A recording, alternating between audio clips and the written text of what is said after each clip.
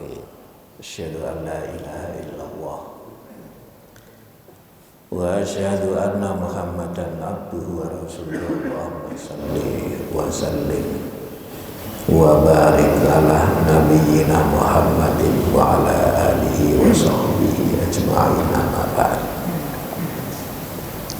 Kita lanjutkan halaman 189 ya Pak ya. Sampai mana Pak itu?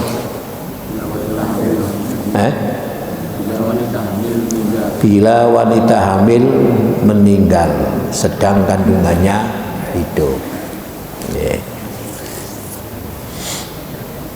Ono ngono iku ya bae ono kan mungkin katanya. Jika seorang wanita hamil meninggal dan bayi yang dikandungnya bernyawa. Bernyawa itu berarti usianya sudah mencapai 120 hari. Karena kata Al-Quran di surat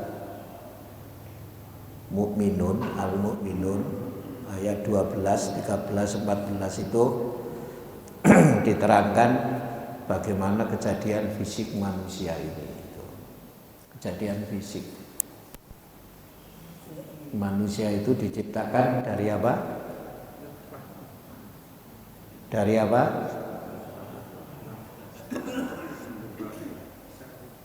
Min sulalatin min tin, saripati yang berasal dari tanah, berasal dari yang tumbuh di atas tanah. Walaqad khalaqnal insana min sulalatin min tin. Kemudian summa ja'alnahu nutfatan fi qararin makin. Baru kemudian saripati itu oleh Allah dijadikan melalui sebuah proses. Proses itu menghasilkan apa tadi? Apa tadi? Min sulalatin min tin tsumma ja'alnahu nutfah. Apa? Nutfah. Nutfah itu sering diterjemahkan dengan mani. Mani itu istilah Quran. Mim mani yumna. Mim mani yumna.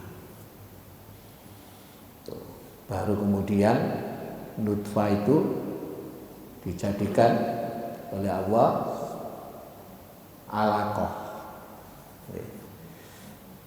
Kemudian dijadikan idhom, terus dibentuk. Idhom itu dibungkus dengan daging, terus berbentuk. Walaqad khalaqnal insana min sulalatin min tin. Tsumma ja'alnahu nutfatan fi qararin makin. Qararin makin itu kandungan. Tsumma khalaqnan nutfata alaqah. Fa khalaqnal alaqata mudghah. Fa khalaqnal mudghata idhoma. Fa kasawnal idhoma lahman. Baru summa ansa'nahu khalqan akhar wa tabarakallahu ahsanul khaliqin. Itu terus itu nanti. Oke. Tsumma ba'da dzalika lamayitun gitu. Nanti sesudah itu kemudian fisik ini meninggal gitu istilahnya itu. Kemudian dibangkitkan. Jadi manusia itu diciptakan dari saripati, terus menjadi nutfah, terus menjadi alaqah, terus menjadi apa? Bentuk embrio itu. Itu perlu proses menurut hadis selama 40 hari, 40 hari, 40 hari. Itu baru kemudian ditiupkan ruh. Saat itu sudah ada yang namanya kehidupan. Tuh, meskipun menurut Imam Malik sebenarnya kehidupan itu sudah ada sejak terjadi pembuahan. Karena itu kalau saat pembuahan lalu kemudian digugurkan itu sudah masuk kategori membunuh, kata Imam Malik. Karena ruh tidak akan dimasukkan oleh Allah kalau jasadnya itu hancur gitu.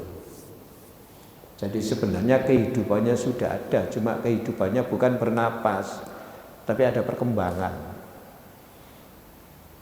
Apa perkembangannya? Ya tadi itu, dari nutfah menjadi alaqah, dari alaqah itu menjadi idham, itu kata Imam Malik. Tapi kalau menurut Imam Abu Hanifah, belum ada kehidupan, sehingga sebelum usia 4 bulan itu tidak masuk kategori membunuh gitu. Ya itu kan perdebatan itu. Itu perdebatan di kalangan para ulama. Makanya pengertian membunuh itu kan menjadi penting. Sehingga kata Imam Malik, membunuh itu ya adalah menghalangi hak hidup.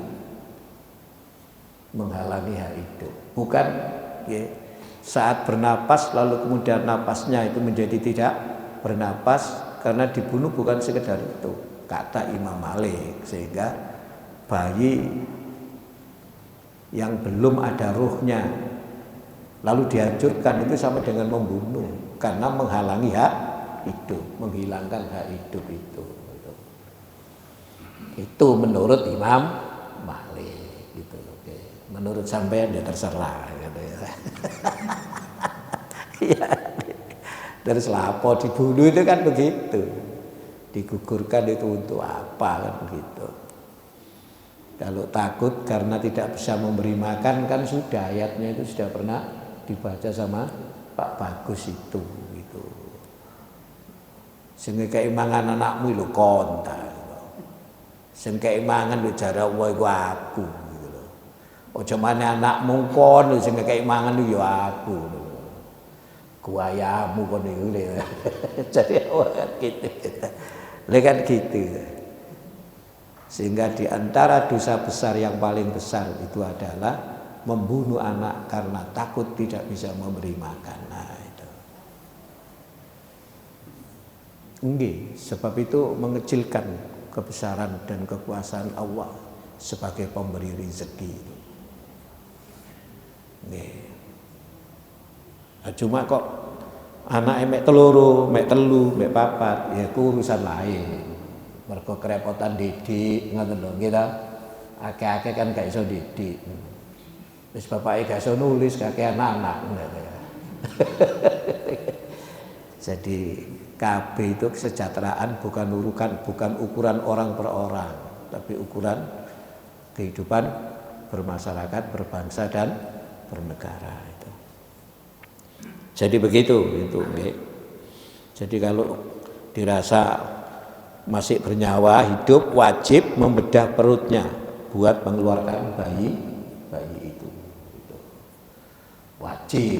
Wajib itu ya harus, karena hak hidup itu harus dijaga. Tidak boleh orang melakukan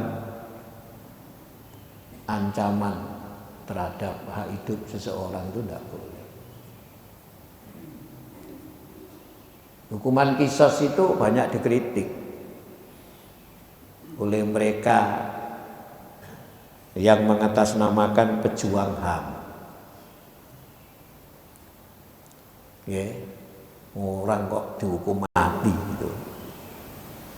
Hanya disebabkan karena membunuh orang. Jadi ini Quran justru dengan hukuman qisas itu jaminan kelangsungan dan keselamatan, keamanan hidup seseorang itu terjaga. terpelihara itu. Walakum fil qisosi hayatun, begitu kata Al-Quran. Dan bagimu ada kewajiban menegakkan hukuman qisas itu, sebab di dalamnya ada hayatun, menjaga, menjamin kelangsungan hidup seseorang. Karena orang aman dari ancaman pembunuhan. Oke. Ya, meskipun qisas itu masih dimungkinkan ada pemaaf dari keluarga yang dibunuh itu, masih ada. Tuh.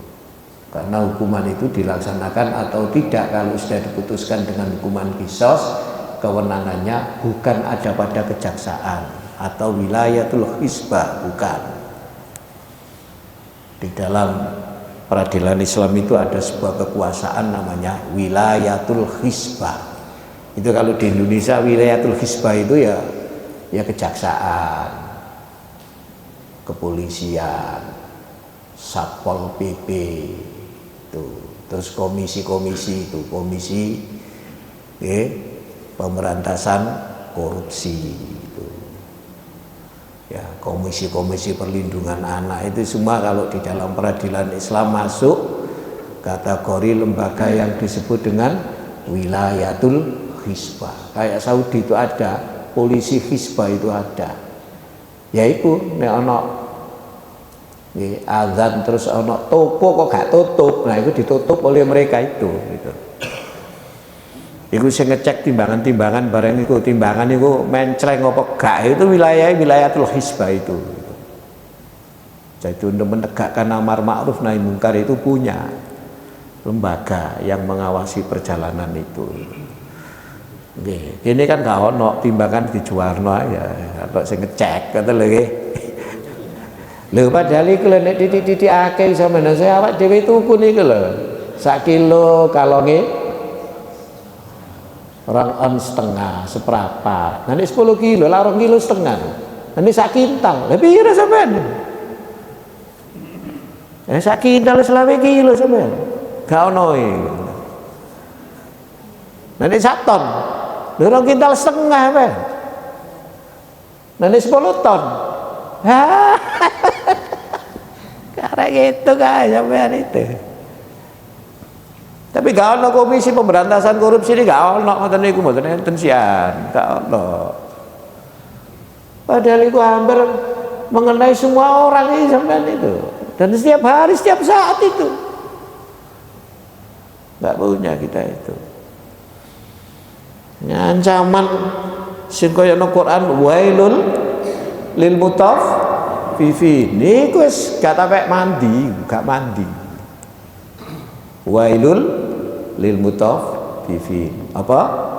Alladzina idza talu 'alan nasi yastawfun wa idza kaluhum awazanuhum yuksirun. Itu kan orang mutaffif itu namanya itu. Curang. Nah, apa? Curang. Celakalah orang yang curang gitu. Nah, tapi wis gak mboten mempan. Ya inilah. Jadi hak hidup itu begitu. Jadi wajib membedah. Sampeyan waca maneh ayat iku, nggih. Sampeyan waca maneh itu. Terus surat apa? Surat 17 itu juga ada itu. Wa auful kaila wal mizana bil qist. Nah, itu. Terus surat Ali Imran, surat Al-An'am 100 berapa itu? 51, 52, 153 itu wasiat Nabi itu. Apa? Untuk jujur di dalam menimbang itu, di dalam menakar. Kalau sekarang mengukur, nah itu. Adil itu ya proporsional. Saiki lak gak ngono. Saiki ana sing kaya besi iku rolas bantat. Nah, ana sing rolas apa meneh? Banci. Yes, rusak. Dan dunia perdagangan itu kata Nabi itu kan dekat dengan ya ketidakjujuran gitu. Giat tujaru al-fujar gitu gitu. Jadi pedagang itu akeh curange gitu katanya itu. Siji nek petani ku akeh sedekahe. Soale nek kapan parini dipangan tikus sedekah.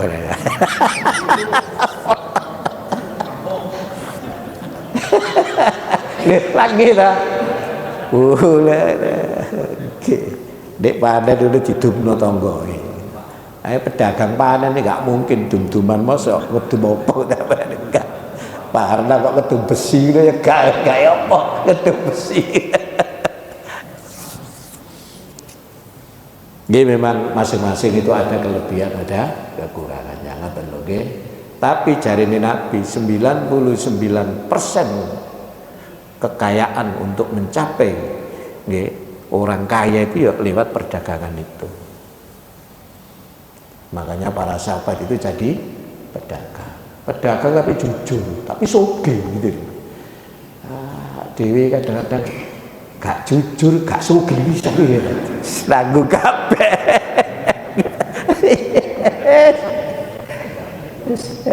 Sia tadi apa tuh sogi tadi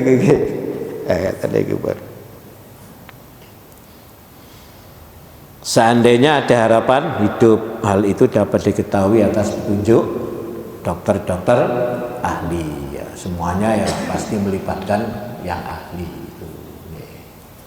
Ahli itu ya punya ilmunya di situ, itu punya ilmunya itu. Apalagi sekarang sekolah itu pakai kurikulum merdeka. Ngoten nggih. Gak ada ono jurusan IPA, jurusan IPS. Jurusannya apa? Jurusan sembarang dina ngoten nggih. Gelak kan ta? Lha tergantung wong gelak kan ta? Jurusan mulek sambel. Kan merdeka kan jurusannya kan tergantung kan kalau bodoh saiki kan ngoten kan. Semua orang punya potensi itu ya dikembangkan. Lembaga pendidikan diberi tugas untuk itu kan. Ini jurusan apa? Jurusan geraji. Nah, isone apa? Geraji. Jurusan apa? Las. Isone apa? Las yang profesional. Penggawean yang las tok wong gak iso iku iso ngoten lho.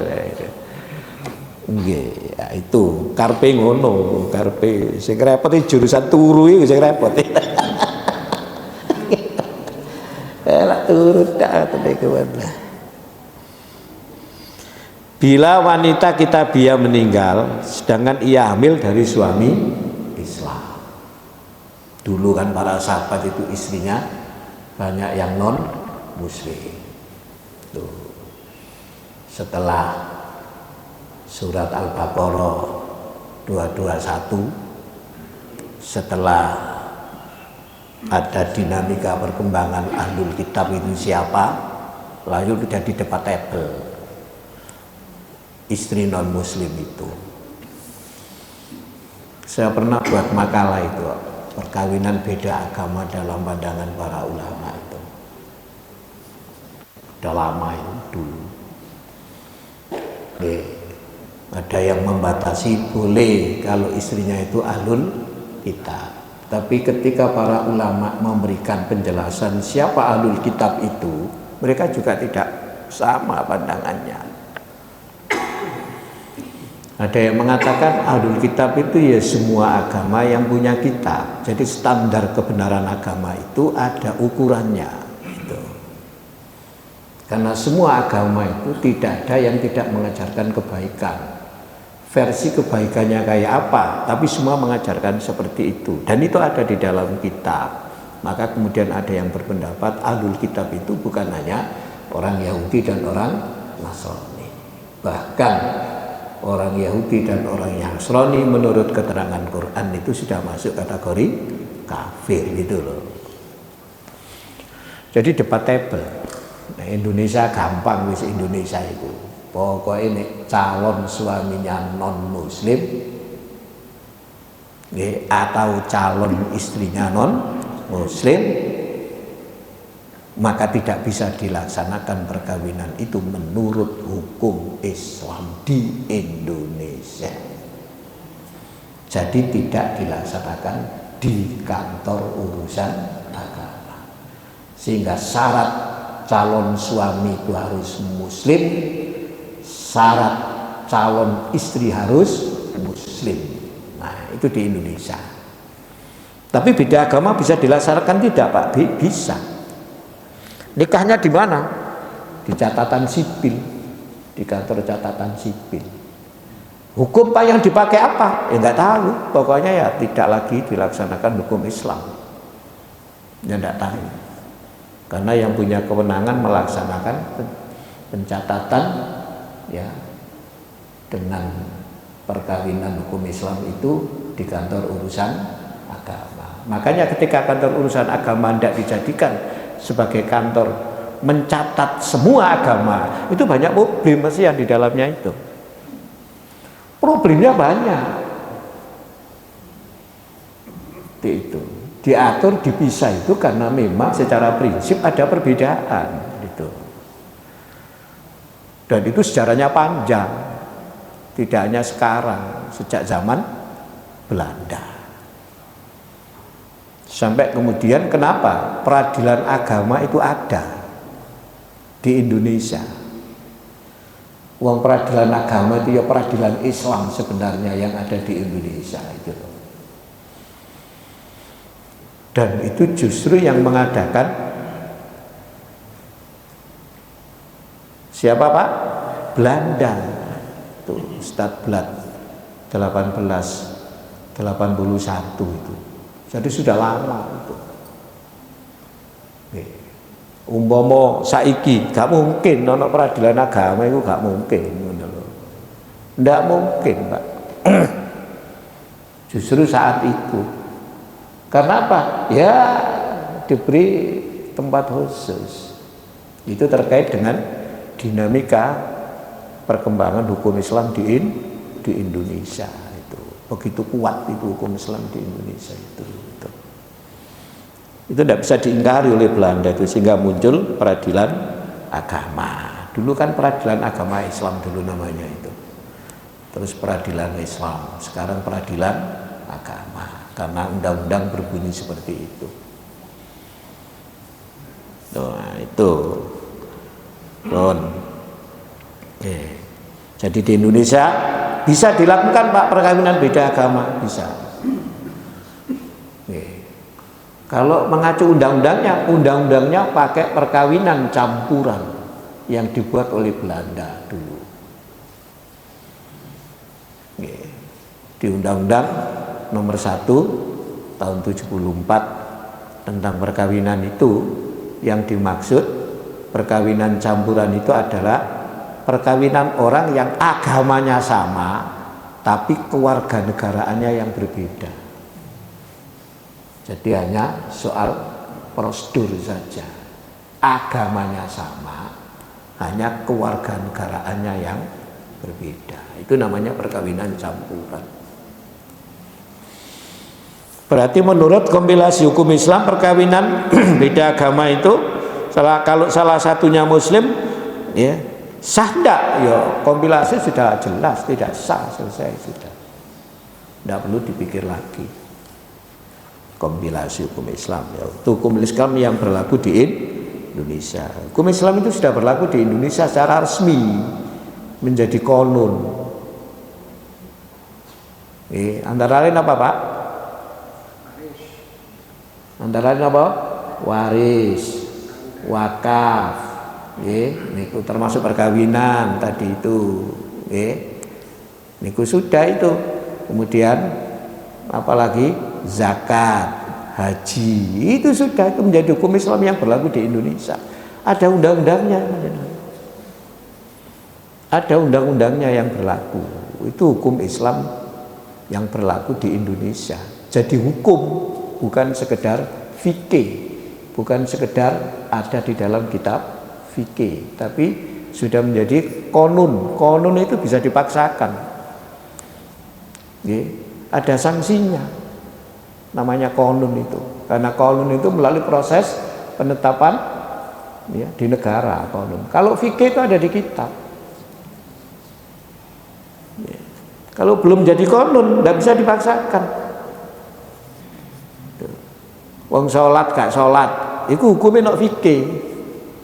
Gak sholat, gak ada sanksi deh. Kita sampean gak ada sanksi deh. Ya sanksinya nanti. Negara gak bisa memberi sanksi, gak ada undang-undangnya. Tuh, ngaten. Panitia zakat harus resmi. Kalau tidak resmi, liar. Ngaten. Kalau liar, menentang undang-undang. Makanya Muhammadiyah punya lazismu, nah, itu yang bisa berlaku seluruh Indonesia. Ada tadi itu resmi itu. Ya. Nanti juga diaudit, tapi audit itu tidak di tingkat ranting, ya kedidikan duit gitu loh. Audit itu di tingkat wilayah, di tingkat PB audit itu. Di audit itu pun diriwayatkan dari Wasilah bin Asqa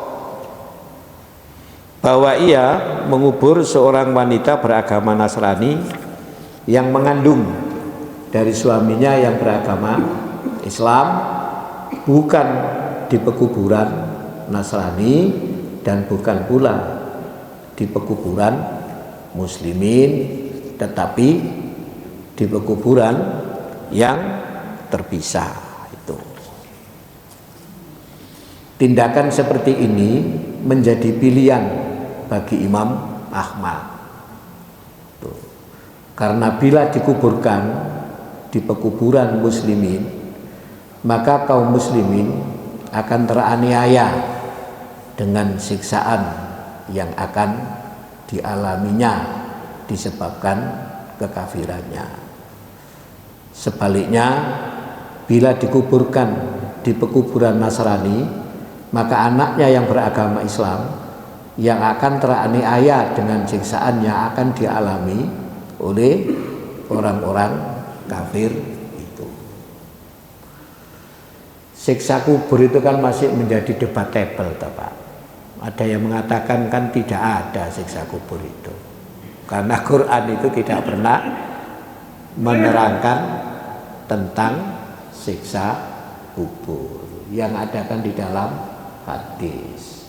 Makanya siksa kubur itu ya debatable. Ono sing gak percaya nek siksa kubur itu no itu loh. Nah, kalau seseorang itu disiksa, yang lain itu bisa merasakan apa tidak, bisa tahu apa tidak. Itu ya gak ono keterangane. Nggih, karena itu juga terkait dengan pemakaman orang muslim dan orang non muslim. Nek dicampur, nah, nek sing siji disiksa, sing siji elok krasa. Tapi kalau di surga neraka itu bisa berkomunikasi, orang itu bisa berkomunikasi. Kalau surga neraka itu bisa, itu ayatnya jelas di surat ke-7 itu. Ayat berapa itu Pak Bagus? Wa nada ashabun nari ashabal jannati itu. Dan ya, orang-orang yang di neraka itu memanggil-manggil orang-orang yang di surga itu. Nah, itu ada itu. Ya, maksudnya apa? Meminta kepada orang-orang yang ada di surga itu.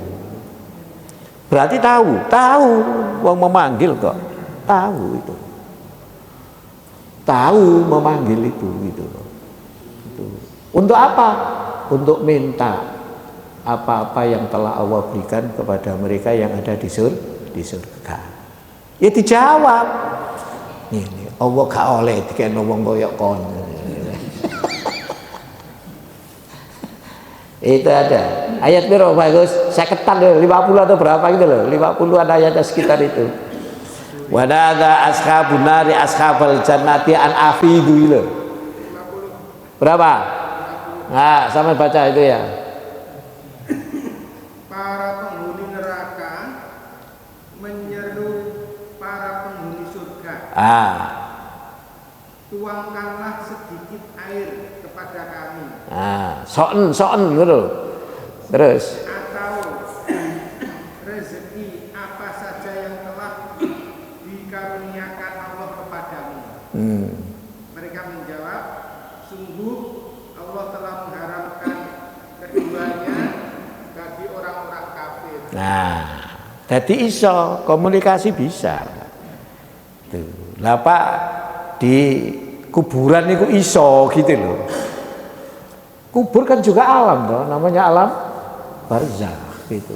Namanya apa alam barzakh. Alam barzakh itu kan alam penantian. Tuh, itu bisa komunikasi ndak gitu loh. Itu. Ya, makanya ya macam-macam mendapati uang itu ono sing jarene ruhi teko barang niku nang nggone kamar sadurunge 40 dina. Senengane kopi, ya gak legi sediani kopi. Diombe putune entek. Sing ngombe putune. Iya. Sing ngombe apa? Putune dari Jawa. Lah macam-macam ya kata niku apa jadi alam lain. Tapi kalau Quran menerangkan ya ada seperti tadi itu. Itu jelas itu. Jelas. Wala ada ashabun nari ashabal jannati an afidu ilaina mimma'in gitu ya. Wa mimma razaqahumullah kata. Tuh. Ya. Tapi mereka berkata innallaha harrama alal kafirin. Itu tadi itu ya. Bon, saya kira itu ya itu ya. Jadi Imam Ahmad itu kalau ada terjadi seperti itu maka kuburannya tidak dicampur dengan pemakaman Islam dan pemakaman non-Muslim, tapi disendirikan. Ini gak ono, ngene iku gak ono kene iki. Pokoke ditontok sing mati sapa ngono ae, ngatune. Nggih, sing mati perkara anake ya melok sing mati ngoten nggih. Lah ngoten tak nggih. Anake ngono. Nah, ini seperti itu. Jadi nek kapan ana peniku bape niku wanita kita biar meninggal hamil dari suami Islam, anake yo melok mati. Anake melok mati. Anake masih muslim ta? Lho anake kan Islam anake niku. Anake cek muslim. Nah, itu. Maka kuburannya menurut Imam Ahmad disendirikan. Tapi hadisnya ya riwayat mek niku wae tok itu dari para tabi'in itu. Dari para tabi'in. Saya kira itu wis dipesen kok oleh awan-awan misalnya. Iya. Cukup nggih. Kurang lebihnya mohon maaf. Assalamualaikum warahmatullahi wabarakatuh.